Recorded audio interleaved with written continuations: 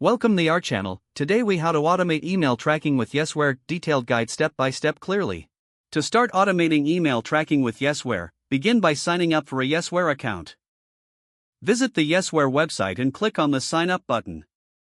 Complete the registration process by entering your email address and password.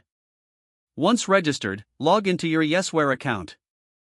Next, install the Yesware Chrome extension for seamless integration. Go to the Chrome Web Store and search for Yesware. Click on Add to Chrome and confirm the installation.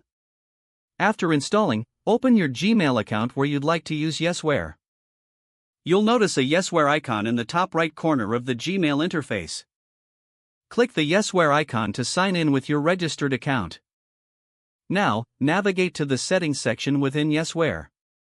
In the Settings, enable email tracking by toggling the appropriate switch. This functionality allows you to track when your emails are opened. To track a specific email, compose a new message in Gmail. Look for the Yesware tracking options at the bottom of the Compose window. Check the box for Track Opens to ensure this email will be tracked. You may also choose to track links by selecting the Track Links option if needed. Finish composing your email and hit Send. Once your email is sent, you'll be able to monitor the tracking metrics. Return to your Yesware dashboard to see real-time insights. Here, you can view information such as open rates and link clicks. If you wish to set up reminders for follow-ups, go to the follow-up feature in Yesware. Create a follow-up template to automate your follow-up emails as needed. In your dashboard, you can also check on the performance of your previous emails. Utilize the insights to refine your email strategy over time. Finally, explore further Yesware features like templates and reporting for enhanced email management. With these steps, you can effectively automate your email tracking using Yesware.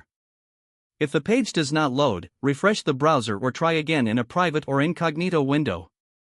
Make sure you are using the correct email address, then retype it carefully to avoid small typos.